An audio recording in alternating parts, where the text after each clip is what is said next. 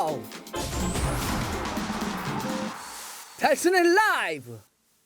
손흥민 선수의 이번 시즌 마지막 승부가 펼쳐지게 됩니다. 일요일 밤 12시 운명을 건 크리스탈 팰리스와의 원정 경기인데요. 그러고 보니까 런던 더비네요. 자, 손흥민 선수의 이번 시즌 마지막 승부이자 토트넘의 유로파리그 진출이 결정될 아주 중요한 경기입니다. 자, 손흥민 선수의 이번 시즌을 어떻게 정리할 수 있을까요? 다사다난? 딱 이렇게 이야기할 수 있을 것 같은데 참 많은 일들이 있었습니다. 부상을 당했던 순간도 있고 또 퇴장을 당했던 그런 일도 있었습니다. 이렇게 쉽지 않은 그런 상황이었는데 그래도 정말 활약이 좋았죠. 무려 BBC가 이번 시즌 프리미어리그 최고의 장면 중에 하나로 뽑았던 번리와의 경기 70m 단독 돌파골도 있었고 전체적으로 프리미어리그 활약이 정말 좋았잖아요. 손흥민 선수가 29경기를 올 시즌 뛰었는데 11개의 골과 10개의 도움을 기록을 했습니다. 10을 좀 기록을 했는데 21개의 공격 포인트는 손흥민 선수의 프리미어리그 개인 최다 공격 포인트 기록이기도 합니다.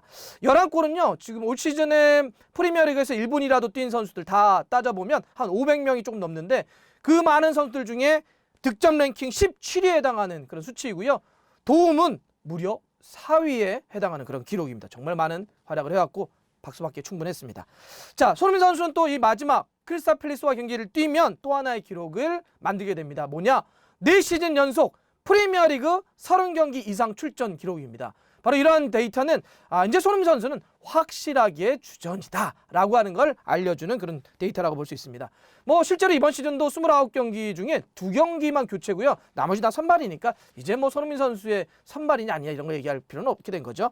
자, 손흥민 선수는 또 프리미어리그 개인 통산 따져보면 159경기를 현재 뛰고 있는데요. 그러면서 53골과 29개의 어시스트를 하고 있습니다. 만약에 펠스 경기에서 도움 하나를 추가된다면 뭐죠?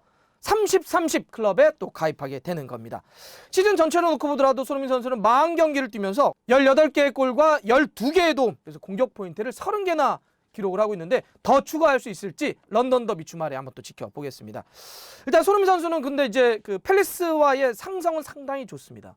팰리스만 만나면 힘을 상당히 많이 내는데 프리미어리그만 따졌을 때 손흥민 선수는 팰리스를 상대한 게 8경기인데 5골을 넣었습니다. 여러분들 2015년 9월이 기억나십니까? 무려 제가 현장 가서 화이트 하트랜에서 현장 중계를 했던 그런 경기인데 거기서 손흥민 선수가 골을 넣었습니다. 그게 손흥민 선수의 프리미어리그 데뷔골이었는데 그걸 제가 중계하지 않았습니까? 그래서 어쨌든 그때 상대가 이 팰리스였습니다. 팰리스를 만나면 출발부터 상당히 손흥민 선수가 아주 좋았는데 올 시즌 첫 번째 맞대결에서도 2골이나 넣었잖아요. 기억하시나요?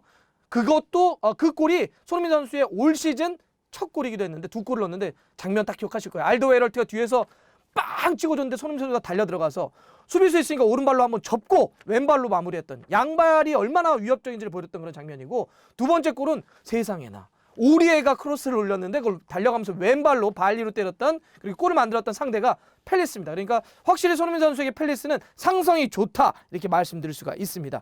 팀으로서도 토트넘 입장에서도 이 경기는 아주 중요합니다. 유로파리그 진출을 위해서 그런데요. 토트넘 입장에서는요. 팰리스를 이겨놓고 동시간에 열리는 경기에서 울버햄튼이 첼시에 지거나 비기기를 바라야 하는 그런 상황입니다. 만약에 토트넘이 팰리스와 비긴다면 그때는 울버햄튼이 첼시에게 꼭 져야지만 유로파리그 안정권 순위인 6위에 올라갈 수 있습니다. 물론 7위가 돼도 다음 시즌 유로파리그에 갈 수가 있습니다. 하지만 그때는 이제 FA컵 결과를 봐야 되기 때문에 만약에 첼시가 우승하게 되면 7위를 해도 다음 시즌 유로파리그 갈 수 있지만 아스날이 우승하게 된다면 6위까지만 유로파리그 갈 수 있어서 일단 안정되게 FA컵 결기 상관없이 가겠다 이러려면 6위를 해야 됩니다. 그러기 위해서는 마지막 라운드가 토트넘에게도 매우 중요하다 이렇게 말씀드릴 수가 있습니다. 자, 일단 두 팀 간의 맞대결에서도 토트넘이 팰리스에게 상당히 좋습니다.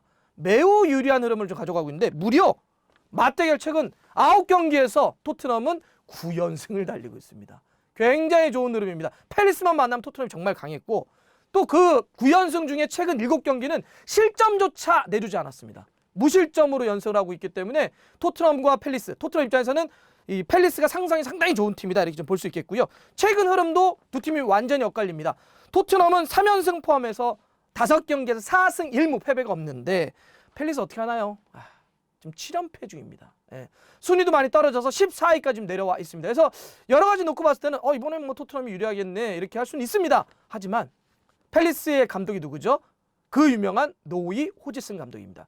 뭐 잉글랜드 국가대표팀 감독 포함해서 정말 많은 경험을 갖고 있는 그런 지도자인데 어떤 축구를 하나요? 네, 맞습니다. 롱볼과 수비 축구를 하게 되죠. 좀 재미없는 그런 축구를 하게 되는데 일단 마음 먹고 걸어 잠그면 이거 또 어떻게 될지 모릅니다. 예. 토트넘은 상당히 좀 고전할 수 있기 때문에 이런 포인트는 좀 한번 지켜봐야 될 것 같습니다. 자, 그렇다고 한다면 두 팀의 어떻게 라인업을 짜서 나올지 예상 선발 라인업을 한번 말씀드리겠습니다. 일단 팰리스는요, 홈팀 징계와 부상자가 많습니다. 여러 가지로 악재가 상당히 많아요. 벤테케 공격수 있죠? 징계로 못 나오고요. 그 다음에 바나놀트, 마마두 사코, 제임스 톰킨스, 게리 케일 수비수들이 전부 부상으로 뛸 수가 없는 그런 상황입니다. 그래서 여러 가지로 악재가 많다. 그런 상황에서 팰리스의 예상 선발함이라고 말씀드리겠습니다. 4-4-2 나올 것 같고요. 위쪽에는 아이유 그리고 이제 자하 볼 혼자 차는 선수죠. 그리고 이제 미드필더 쪽에는 슐럽, 그다음 메카터, 메카시, 타운젠 그냥 그냥 치달의 아주 대표적인 선수고요. 수비에 제가 이제 아까 부상자가 좀 많다고 말씀드렸는데 그래서 왼쪽 수비에는 그 20살의 미첼 선수가 나오게 되고요. 중앙은 스콧단이 있는데 또 하나의 파트너는 이제 쿠야테가 나올 것 같아요. 쿠야타는 원래는 이제 약간 미드필더인데 원래 센터백도 보기는 하는 선수거든요. 근데 지금 워낙 수비 쪽에 문제가 많으니까 쿠야테가 센터백으로 나올 것 같고요. 오른쪽에 이제 조엘 워드, 골키퍼는 과이타가 좀 나올 것 같습니다. 자, 원정팀 토트넘은 4-2-3-1이 좀 예상되는데 여기는 그래도 약간 호재가 있는 것이 지금 은돈벨레는 계속 부상. 은돈벨레 왜 계속 부상이지? 은돈벨레는 좀 부상인데 델리알리가 부상에서 회복을 해서 나올까 말까 좀 이제 고민하고 있다고 하고요. 그다음에 에릭 다이어가 징계 4경기가 풀려서 이 경기부터는 뛸 수는 있습니다. 근데 뭐 뛸지 안 뛸지 좀 봐야 되겠죠. 이런 상황 속에서 어떻게 뛸까요? 일단 공격적으로 좀 포진할 가능성이 있다고 보는데 최전방 케인, 이선에 손흥민, 로셀소, 루카스 모우라, 라멜라는 선발에서 빼겠습니다. 그리고 이제 미드필더 쪽은 윙크스와 시소코. 다이어를 센백으로나 미드필더로 바로 쓸까요? 모르겠습니다. 그건 약간 좀 변수가 될 것 같은데 고민이 좀 되겠죠. 근데 갑자기 안 뛰었던 선수를 뛰게 되면 또 문제가 생길 수도 있으니까. 그다음 수비는 벤 데이비스 그리고 알더웨이럴트, 산체스, 오리에 그리고 골키퍼는 요리스 이렇게 쓸 것 같습니다. 자, 손흥민 선수는 어떻게 시즌을 마무리할까요? 또 토트넘은 올 시즌 유로파리그 다음 시즌 갈 수 있을까요? 이런 게 결정될 텐데 달순의 라이브는 일요일 밤 11시 그러니까 경기 시작 전 1시간 전부터 뭐 선발 라인업 분석이라든지 여러 가지 프리뷰 이런 거를 묶어서 해보겠습니다. 그래서 이번 시즌 프리미어리그 마지막 경기도 달순의 라이브와 함께 해주시기 바랍니다. 고맙습니다.